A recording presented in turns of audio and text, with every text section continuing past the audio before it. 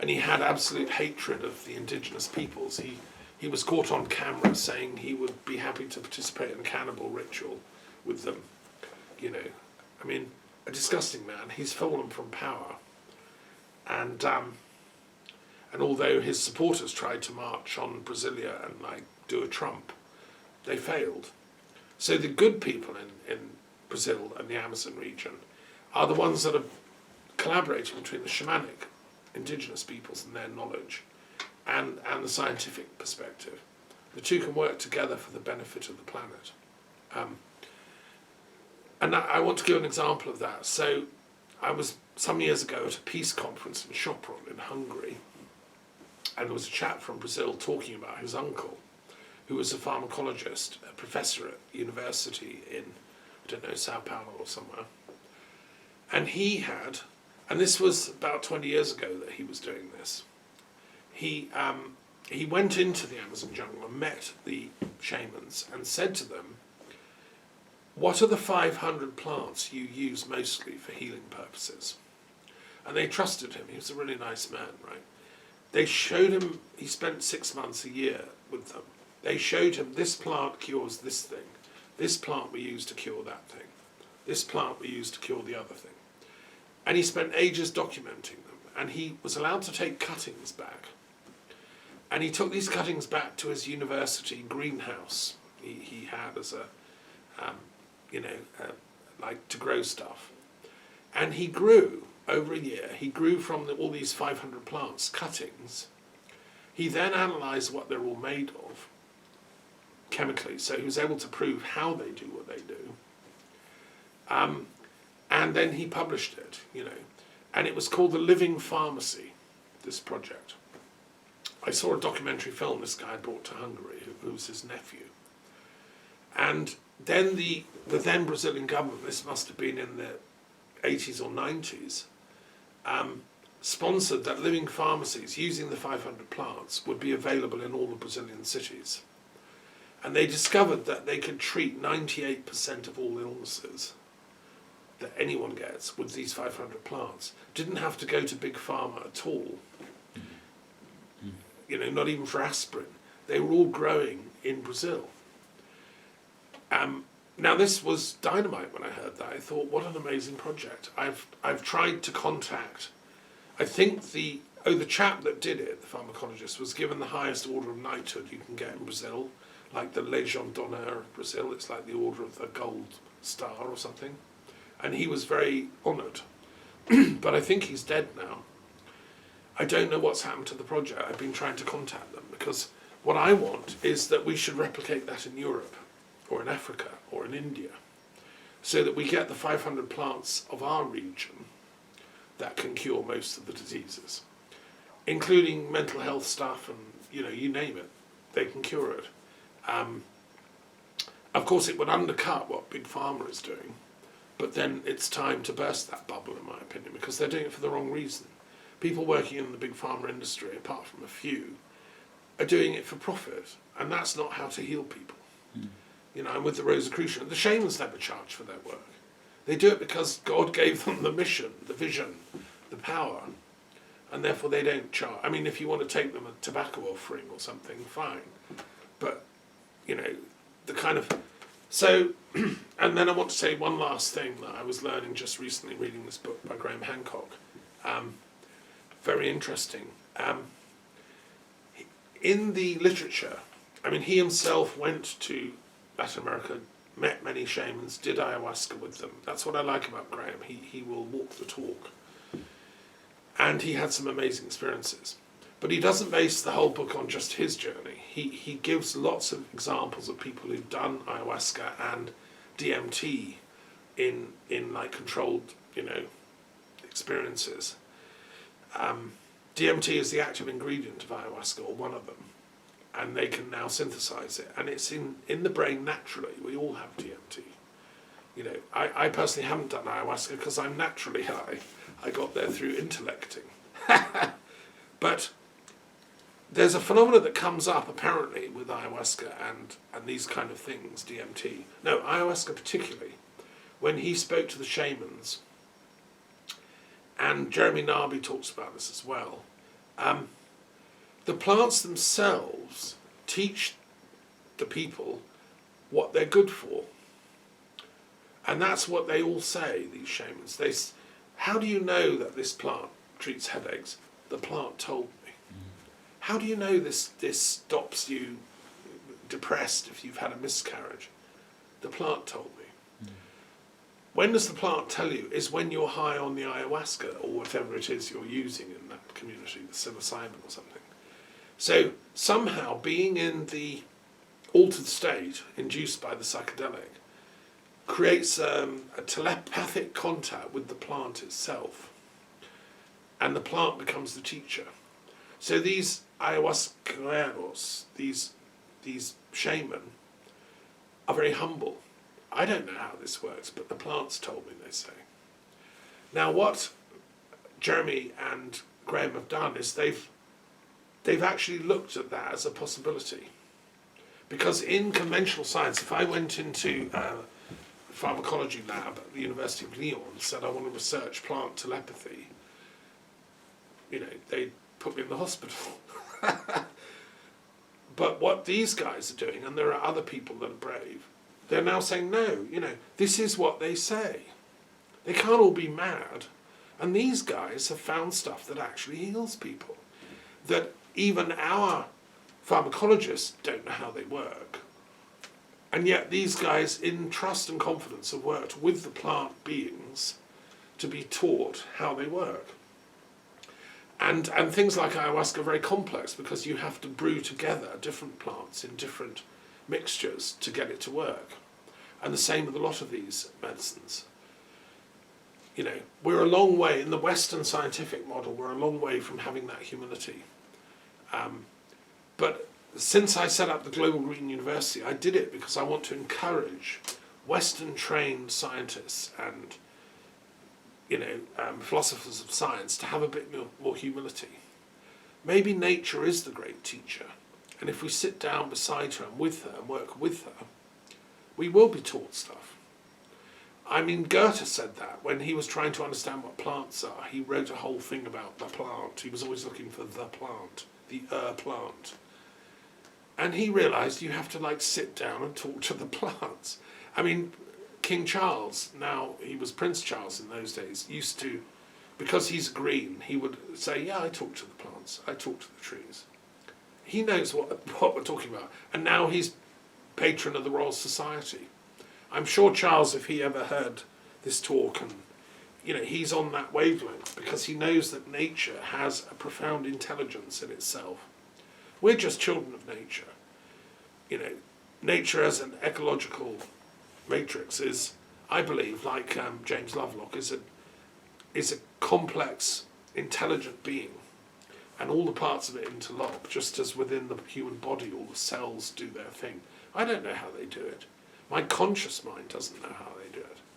If I go into my unconscious, as Jung would have us do, I can maybe plug into the intelligence of nature, and then I can learn self-healing and how to heal others. So I think that's the future of science.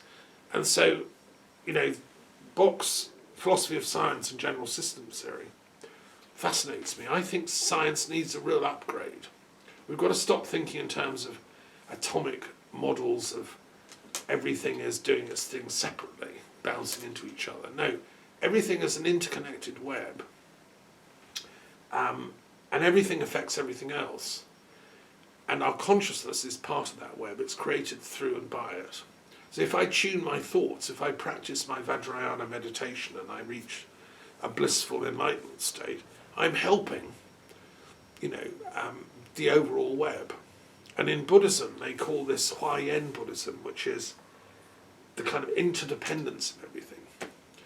Buddha had this vision. I think he was a shaman as well, who saw the interconnected web of life.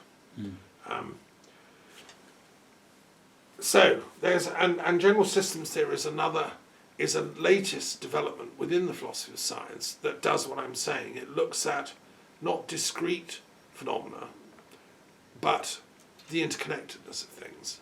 So it created models for how things work as a system, like the body is a system. and most doctors just study one bit of it, you know, the liver or the brain or the whatever. The general systems theorist wants to know the whole thing. And my friend Kenneth Boulding was a general systems theorist. Ryan Eisler, who's a great peace studies expert, she's a general systems theory. Ervin Laszlo in Hungary, a great peace thinker, is a general systems theory guy. So they're all saying, to make sense of, you know, ecology and society and sociology, we have to look at the whole system. I would say, in my PhD, I said, okay, and we need to add spirit in. So that's what I'm saying with the shamans. I'm on their side. And on the philosophers of science side, I'm saying, let's marry up. Get this conversation going, then we really can save the planet, you know. Because, like, you know, weapons are very sophisticated. The people firing cruise missiles into Ukraine at the moment, very clever. They're all physicists, military engineers trained in Russian universities, but they've lost their soul. They don't realise what they're doing. They're just bombing innocent men and women like them, fellow Slavs. You know, like, no shaman or druid or seer would ever authorise that sort of barbarous use of science. Like Hitler and his cronies were gassing Jews using highly sophisticated technology, Zyklon B, you know, highly sophisticated chemical, to kill people en masse. They, you know, that's where we need the shamans to come in and say, stop that, that's wrong. You know, because ultimately it's about, that's the other job of the shaman. They're the Kantian teaching ethics to the people. I mean, Kant was just a sophisticated form of shaman, really. Okay, that's that one. I hope that helps.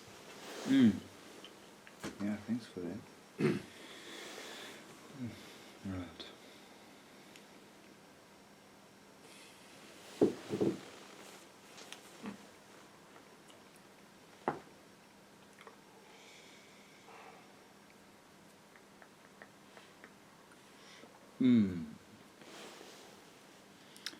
I think, what about philosophy again?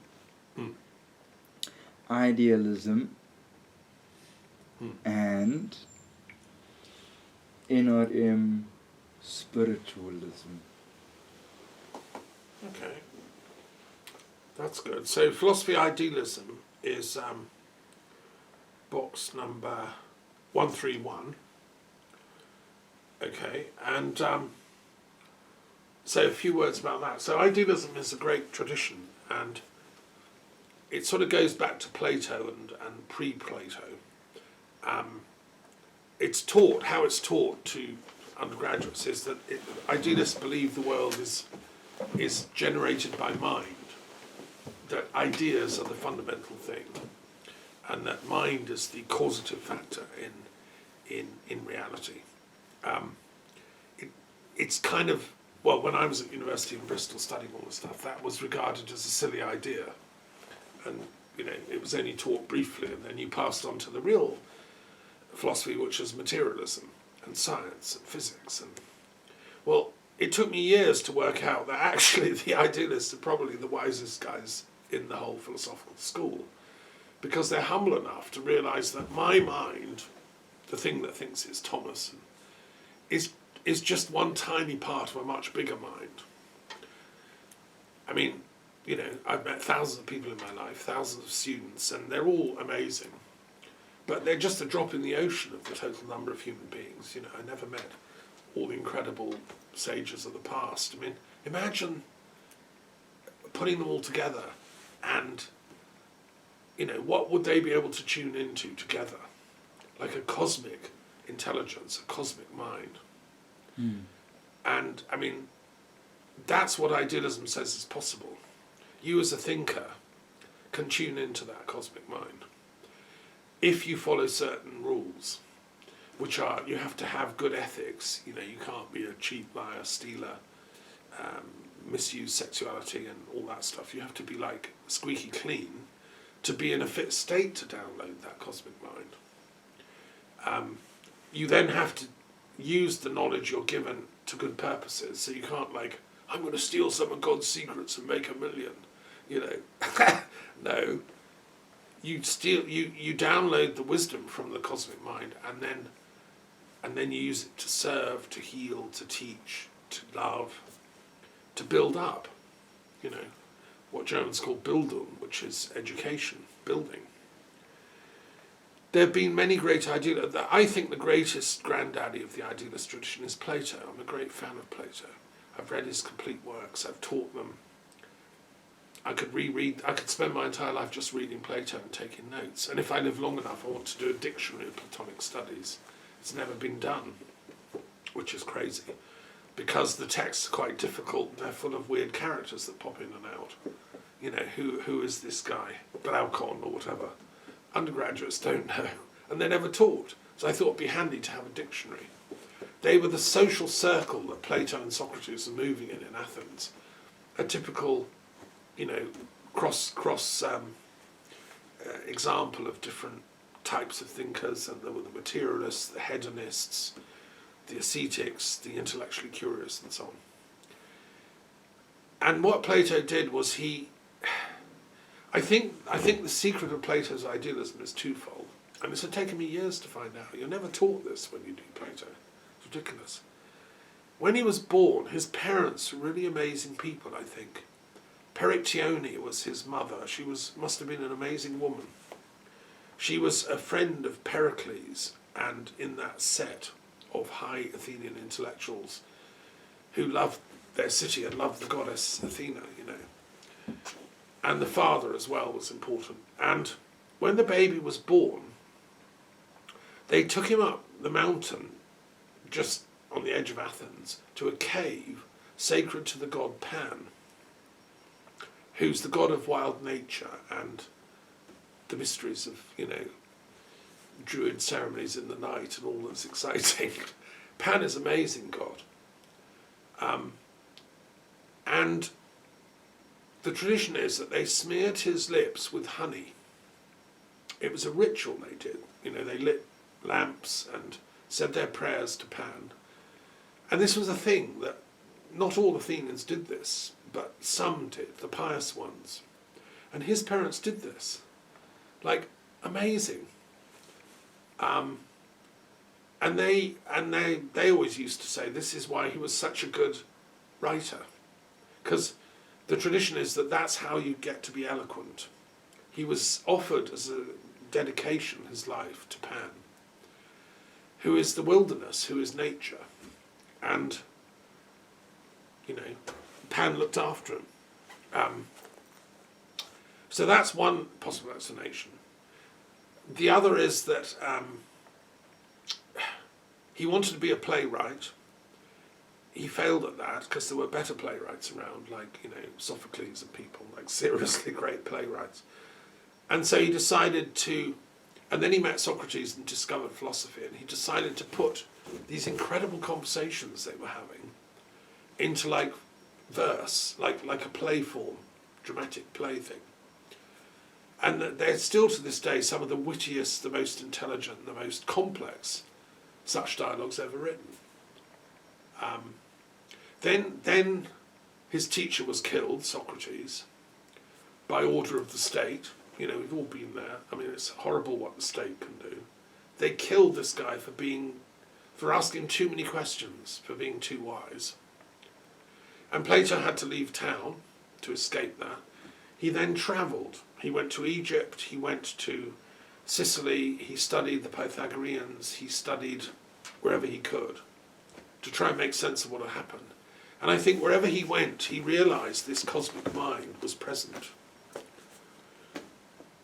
What Socrates had been talking about, like we're all ethically responsible for what we do individually. Doesn't matter what you're told, do what's right. Do it now, because it's the right thing to do, not because you're forced to do it. Question everything, you know, pause and think and be happy about saying you don't know something. The beginning of Socratic method. Discuss with your friends. That's how you find truth.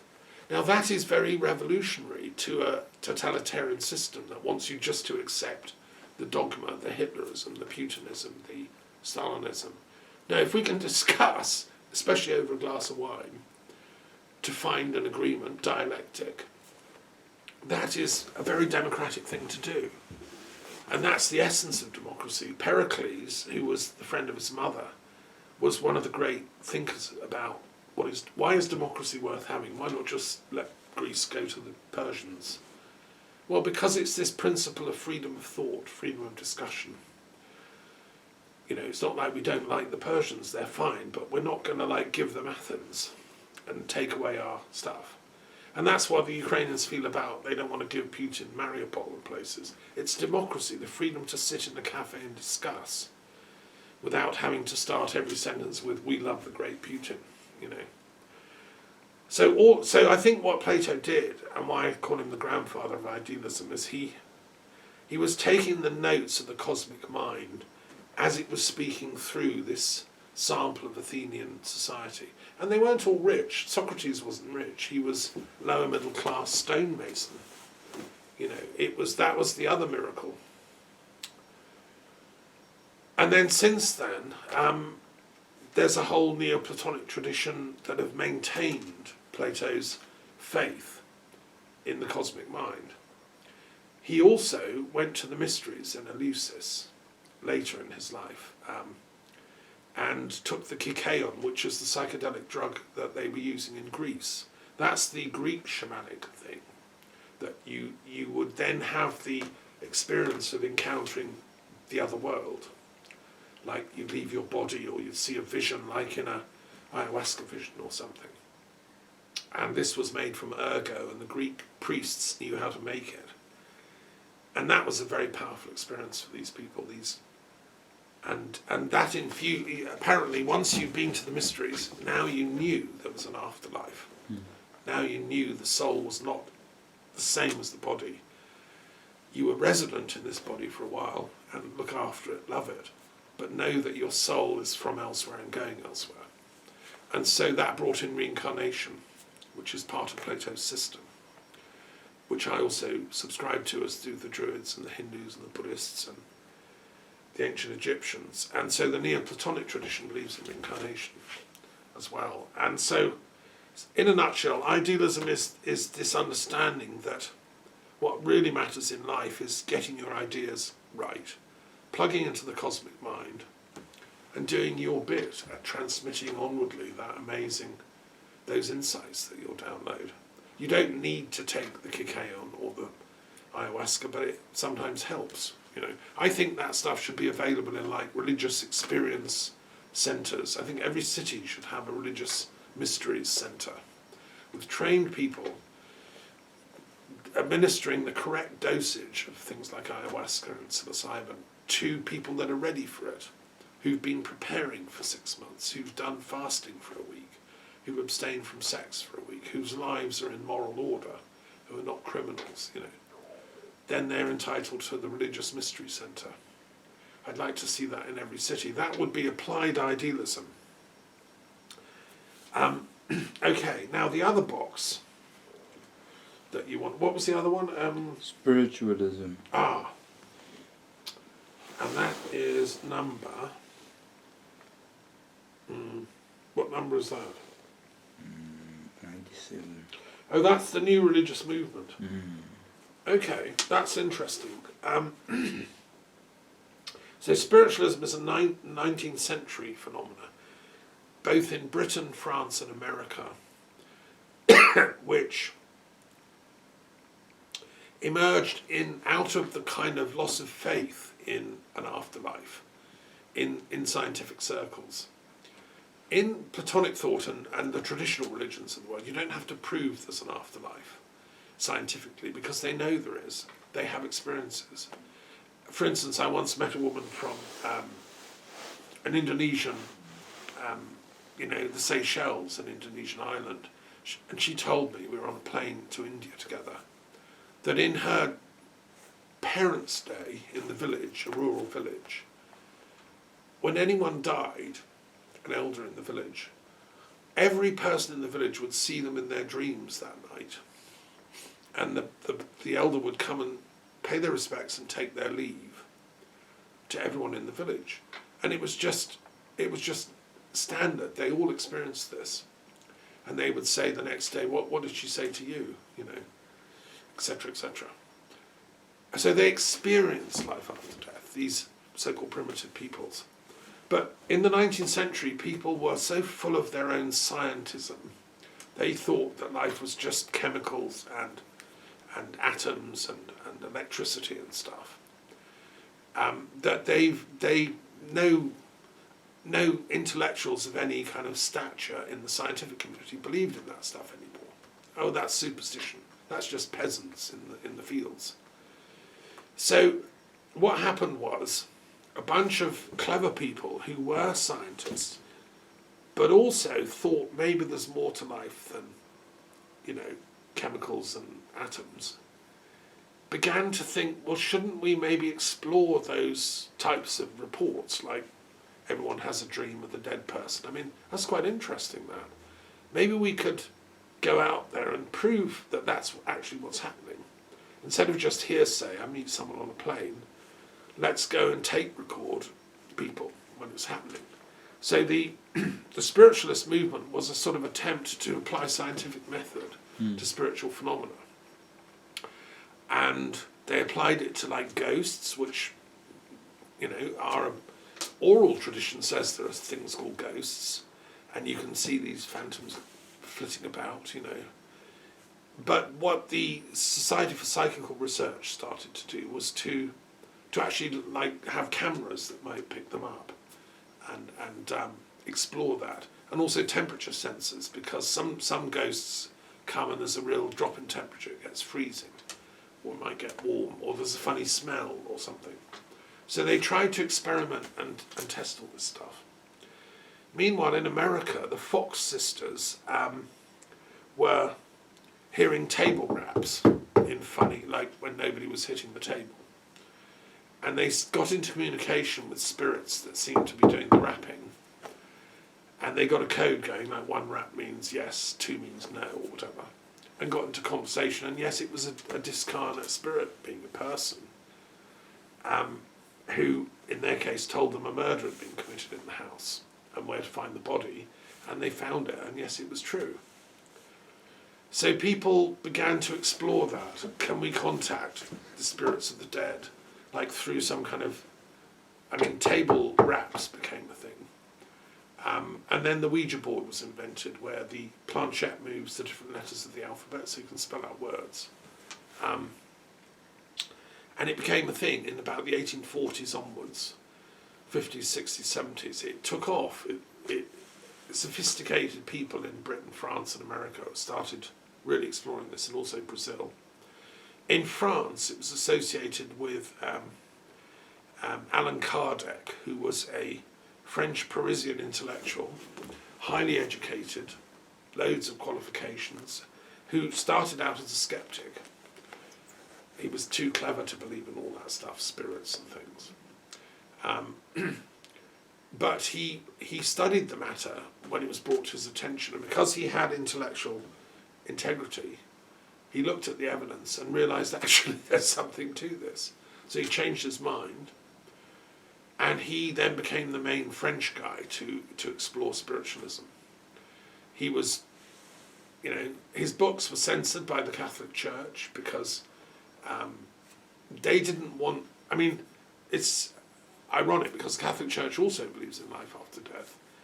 I don't quite know what their problem was. Maybe the problem was there wasn't enough hell in these visions. People were having, on the whole, pretty positive experiences after death. Nobody was reporting, I'm being attacked with pincers and devils. So the old medieval wing of the church, who wanted hell to frighten people with, didn't like what this great Allan Kardec was doing. But he won in the end, I think. And spiritualism, therefore, is alive and well. I'm a member of the Scientific and Medical Network that is like 4th generation spiritualists. We're looking at the scientific evidence for paranormal phenomena, telepathy, and retrocognition, and past life regression, and all. And there's just so much evidence now that it's, I believe, having looked into it, I believe that it's self-evident. and I'm part of the Galileo Commission, which is calling for a reform of scientific paradigms, because the dominant paradigm in most science departments in universities is still materialism, which is so 19th century. It's ridiculous. And you still get persecuted if you say, well, there's something wrong with that, and you don't get funding. Well, that's got to stop. If we're going to reform society properly, morally, that stranglehold of materialism on universities has to be challenged from within by intelligent people who can argue the arguments. And that's what the Galileo Commission is doing, of which I'm a member. Okay, so that's spiritualism. What's the cross-links between spiritualism and idealism? They're very similar, but idealism is older. It's a philosophical tradition that goes back to Plato and before Plato. You also have it in India. Plato in Greece wasn't the only source of idealism. A great philosopher called Radhakrishnan, who was professor of philosophy at Oxford University in the 19th century, he looked at the links between Platonism and Hinduism, Vedanta particularly, and found they're coming from the same root. Plato's, the cosmic mind is the thing, is what the Hindus have been saying. Shankara and Ramanuja and the other great sages of India saying, actually Brahman's the thing. The cosmic mind, which dwells in all of us as Atman. That's what idealism affirms. So the scientific or the philosophical study of comparative global idealism is well advanced. But spiritualism was a sort of more recent attempt to scientifically document what idealism had intuited, if you want. So that, that's an overview of that. Those lines of force. Cool. Okay. Shall we do one more and then have a break? Okay. Can we have a humanism one? Because they're interesting.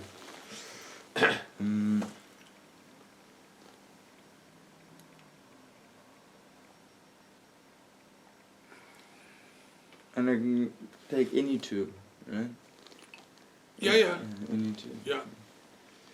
So what does atheism and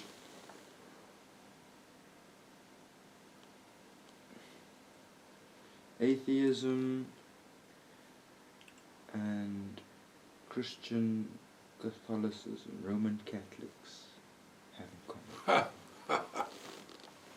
That's a fun one. Atheism, box 68, Roman Catholicism, 43.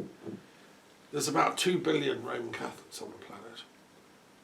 Maybe 90 million atheists. Well, there's different types of atheism. Let's start with them. I suppose, generally speaking, it means just people that don't find the God hypothesis useful or instructive. And that can range from people like Richard Dawkins, who's a scientist. They prefer to look at science for their truth.